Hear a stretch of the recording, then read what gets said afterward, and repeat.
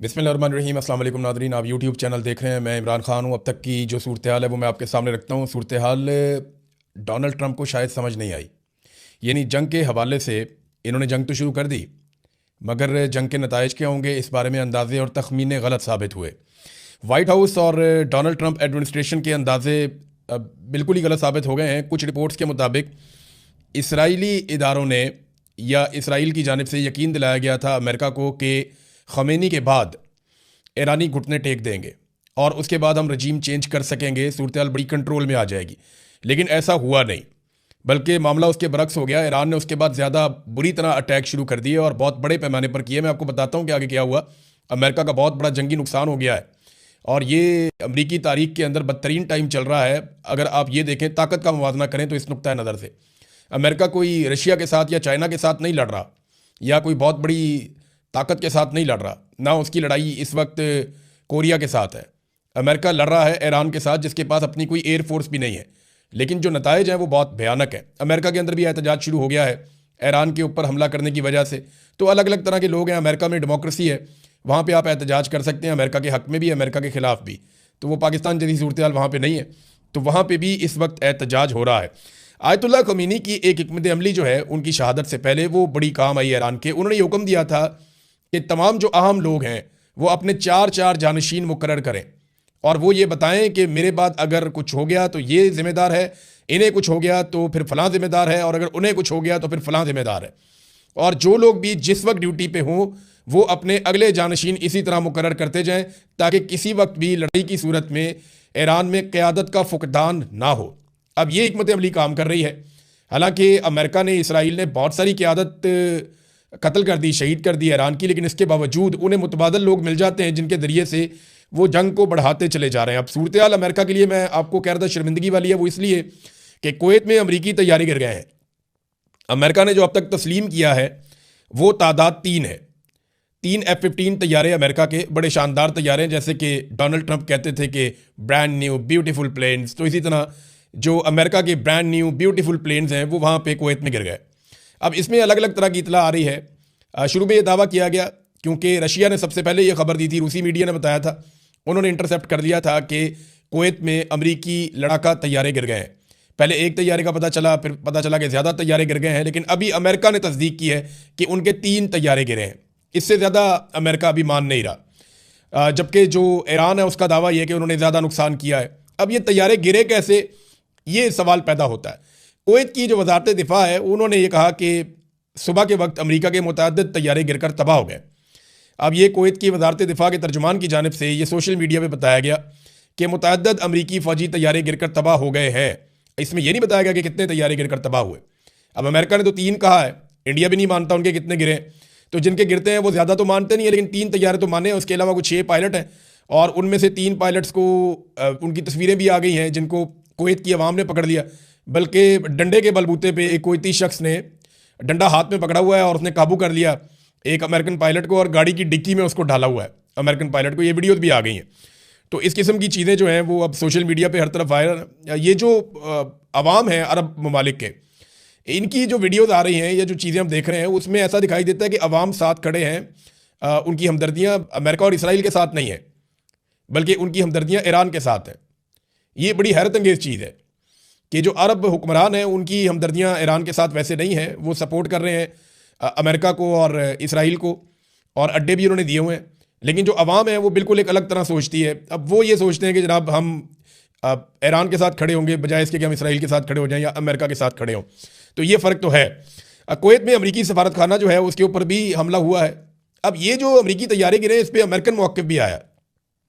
वो ये कहते हैं ये फ्रेंडली फायर हुआ है। फ्रेंडली फायर क्या होता है, बस आप ये समझ लें कि वो कहते हैं जो एयर डिफेंस सिस्टम है कुवैत का वो एक्टिवेट हो गया था और अमरीकी तैयारी गिर गया उसकी वजह से।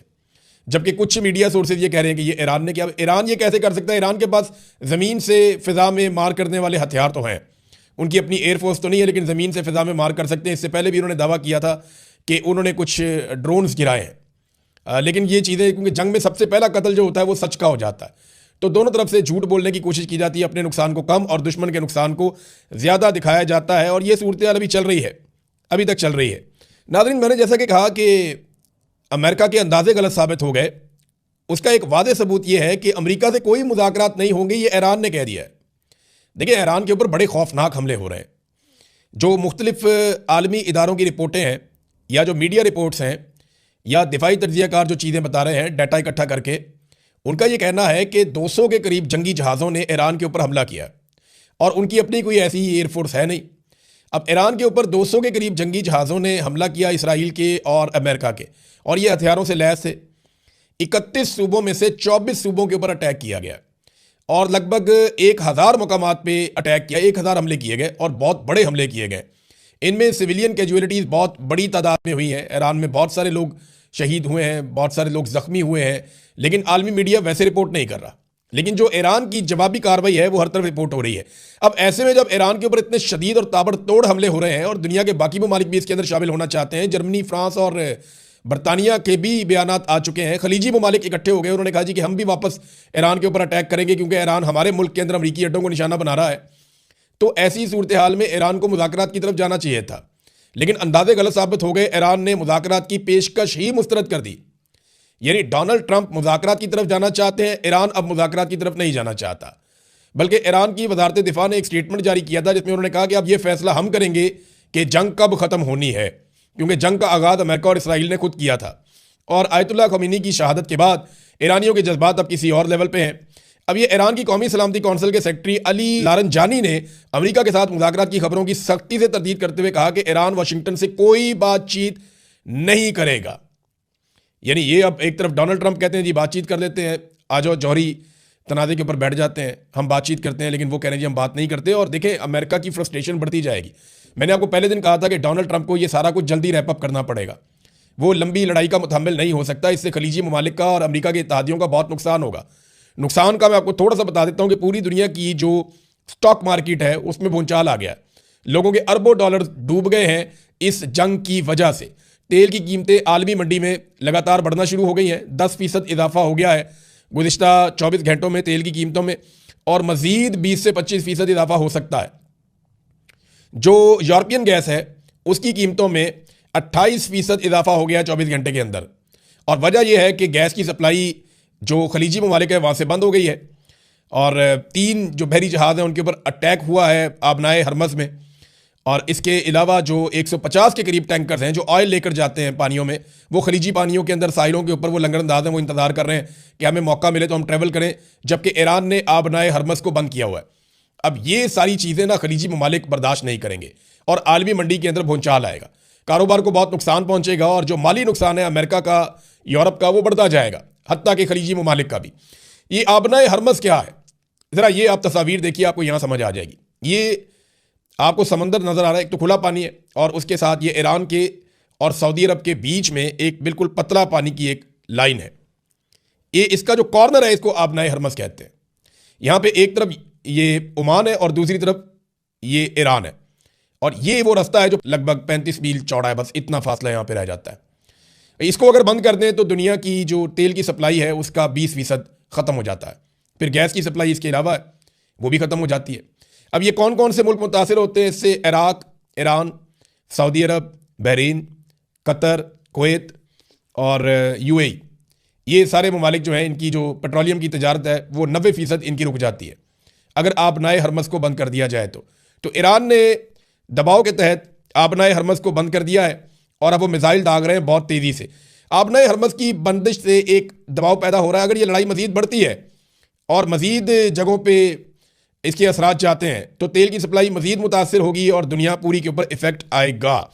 ईरान ने जदीद मिसाइल दागना शुरू कर दिए, और ये जो अल-फतह मिसाइल है ये बहुत रफ्तार से जाते हैं। इससे पहले जो ईरान ने मिसाइल चलाए वो और तरह का स्टॉक था, और अब वो अपने जदीद तरीन मिसाइल चला रहे हैं। हाइपरसोनिक मिसाइल हैं उनके पास, बैलिस्टिक मिसाइल हैं उनके पास, और ये बड़े खौफनाक मिसाइल हैं। इनकी तादाद मैंने आपको कल बताया कि अमेरिका और इसराइल का मानना है कि ये 2-3 हज़ार से लेकर 5 हज़ार तक है।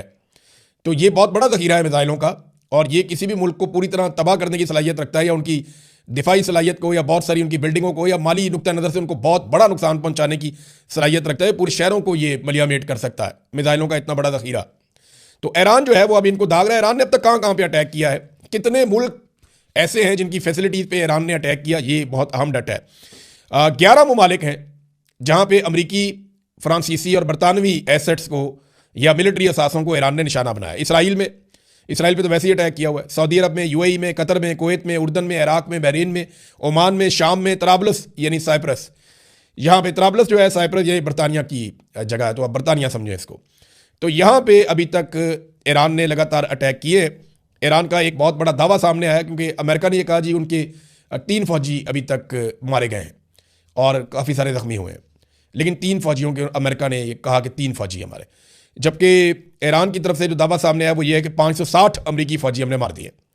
अब इसमें सच बात क्या है इसके बारे में तो हमें अंदाज़ा नहीं है, क्योंकि जंग में सबसे पहला कत्ल सच का हो जाता है और झूठ की बुनियाद के ऊपर प्रोपेगेंडा एक हथियार है ना, प्रोपेगेंडा जंग का, तो उसको सब इस्तेमाल करते हैं। इसी तरह ये लोग भी इस्तेमाल कर रहे हैं। अमेरिका अपना नुकसान छुपाएगा और ईरान जो है वो नुकसान ज़्यादा बताएगा। तो 560 फौजी ईरान कह रहा है जनाब के मार दिए गए। अल जज़ीरा ने एक रिपोर्ट दी है जिसमें अल जज़ीरा बता रहा है कि कहाँ कहाँ पे कितने लोग मारे गए, और ये रिपोर्ट आज सुबह तक की है और हर सुबह ये रिपोर्ट अब आया करेगी।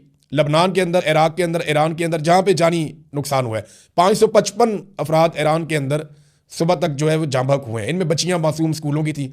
रज़ा पहलवी को देखें, ईरानी क्यों तस्लीम करेंगे। मैं एक बात आपको बताता हूँ, रज़ा पहलवी वो ये चाहता है कि वो ईरान पे आकर हुकूमत करे, लेकिन ईरानी उसको तस्लीम नहीं करेंगे। ईरान की कौम किसी और तरफ निकल गई है, वो बहुत पीछे रह गया। रज़ा पहलवी ने जो ट्वीट किया, जो बयान दिया, उसने कहा कि 3 अमरीकी फ़ौजियों की शहादत के ऊपर मेरा दिल खून के आंसू रो रहा है, ये रज़ा पहलवी ने कहा। अब इस पर तो ईरानी कौम खुश नहीं होगी, वो तो नफरत करेगी, क्योंकि वहाँ पे सैकड़ों बच्चे कत्ल हो गए हैं, मासूम बच्चे मारे जा रहे हैं ईरान में, सिविलियंस मारे जा रहे हैं, उनके ऊपर एक लफ्ज़ नहीं बोला। और दूसरी तरफ उसने ये स्टेटमेंट दिया है। तो रज़ा पहलवी को पूरा का पूरा जो अवामी नुक्ता नज़र से या ईरानी अवाम के ऊपर उसका भरोसा नहीं है। उसका भरोसा सिर्फ 2 जगहों पे, एक उसको अमेरिका और इसराइल पे है कि ये मुझे इक़्तिदार दिलवा देंगे, ताकत दिलवा देंगे ईरान में। दूसरा उसे ये लगता है कि जो ईरान से बहुत सारे लोग जिला वतन हैं गुज़िश्ता 30-40 साल से, वो उसके साथ बड़ी तादाद में ईरान में चले जाएंगे मुख्तलिफ ममालिक से और वो उसको सपोर्ट करेंगे, लेकिन वो तो आटे में नमक के बराबर भी नहीं है। तो ईरानी कौम उसके साथ खड़ी नहीं होगी। ये कोई इराक टाइप की सूरत बना देंगे अगर ईरान के अंदर ज़मीन पर भी उतरते हैं तो रिजीम चेंज ऑपरेशन तो तकरीबन नामुमकिन दिखाई दे रहा है। दुनिया की स्टॉक मार्केट मैंने आपको पहले बताया कि वो उड़ गई है। नाज़रीन, अब आ जाए ज़रा पाकिस्तान की सूरत हाल के ऊपर। एक तो पाकिस्तान के अंदर मुजाहरों में जो लोग शहीद हुए उनकी तादाद के बारे में पता चला है। अब कुछ कन्फर्मेशन आ रही है। 16 अफराद कराची में शहीद हुए हैं मुजाहिरीन, 6 इस्लामाबाद में शहीद हुए हैं, और ये सीधी फायरिंग की गई है पुलिस की जानिब से। अब तो बाकायदा वीडियोज़ और तस्वीर आ रही हैं कि रेंजर्स और पुलिस ने सीधी फायरिंग की है। कराची के अंदर तो बंदे मार दिए, और उसके बाद इस्लामाबाद में 6 लोग जो है वो कत्ल कर दिए, बहुत सारे ज़ख्मी कर दिए, 7 गिलगित बल्तिस्तान में और 6 स्कर्दू में। तो अब तक की सूरत हाल में 35 लोग शहीद हो चुके हैं पाकिस्तान में। गिलगित बल्तिस्तान और स्कर्दू के अंदर जो है वो कर्फ्यू नाफिज कर दिया गया है लॉ इन्फोर्समेंट की जानिब से कि जनाब वहाँ पे लोग अब बाहर ना निकलें, जबकि पाकिस्तान में बहुत सारी परवाज़ें मनसूख हो गई हैं। पाकिस्तान के अंदर जो है वो पेशावर समेत दीगर एयरपोर्ट्स के ऊपर अब परवाज़ें मनसूख हो गई हैं और वहाँ पे लोग ट्रैवल नहीं कर पा रहे हैं। ये है नाज़रीन सूरत हाल, और इंटरनेशनल फ़्लाइट्स तो वैसे ही ख़त्म हो गई हैं इस पूरे रीजन के अंदर। पाकिस्तान की हुकूमत के लिए एक बहुत शर्मनाक सूरत हाल तब पैदा हो गई है जब सहाफ़ियों ने उनसे ये सवालात करने शुरू किए कि आप अमेरिका का नाम क्यों नहीं लेते। बिलावल जरदारी ये जनाब पहुँचे क्योंकि इनके वालिद ने खिताब करना था, तो ये पार्लियामेंट आए तो सहाफ़ियों ने इन्हें घेर लिया। इन्होंने पूछा और बार बार पूछा बिलावल से कि बिलावल साहब, आप अमेरिका का नाम लेकर तनकीद क्यों नहीं करते, आप अमेरिका का नाम लेकर क्यों नहीं कहते और मजम्मत क्यों नहीं करते। मैं वो सवाल आपको सुनवाता हूँ जो जर्नलिस्ट वहाँ पे सवाल कर रहे थे, और बिलावल बिल्कुल खामोशी से एक लफ्ज़ बोले बगैर आगे बढ़ते चले जा रहे थे और जवाब देने से गुरेज कर रहे थे। ये सूरत हाल उनके लिए पैदा हो गई और ये बड़ी शर्मिंदगी वाली सूरत हाल है। ये ज़रा आप सुनिए इसमें क्या हुआ। आप भी नोबेल इनाम के आप भी हामी हैं, अभी ट्रंप के नोबेल इनाम के बिलावल साहब अभी ट्रंप के नोबेल इनाम के हामी हैं। ये जनाब बिलावल से पूछ रहे हैं कि क्या आप अब भी ट्रंप के नोबेल इनाम के हामी हैं, तो बिलावल की आवाज़ नहीं निकल रही, बिल्कुल खामोशी के साथ चलते चले जा रहे हैं। राना सनाउल्लाह से भी ये सवाल हुआ, बिलावल को तो बिल्कुल चुप लग गई, क्योंकि अमेरिका के खिलाफ बोलने का मतलब ये है कि कभी भी इक़्तिदार में इन्होंने नहीं आना और ये अमेरिका के भरोसे आएंगे, क्योंकि पब्लिक पे तो इनको भरोसा है नहीं। लेकिन अब PMLN और पीपल्स पार्टी ये अब डोनाल्ड ट्रंप के खिलाफ किसी सूरत नहीं जा पाएंगे। सेनेट के अंदर भी ये मुतालबा हो गया है कि जो अमन का नोबेल इनाम की नामजदगी पाकिस्तान ने सबसे पहले की थी कि डोनाल्ड ट्रंप को अमन का नोबेल इनाम दिया जाए, वो नामजदगी पाकिस्तान वापस ले, और ये मुतालबा पाकिस्तान में ज़ोर पकड़ता जा रहा है।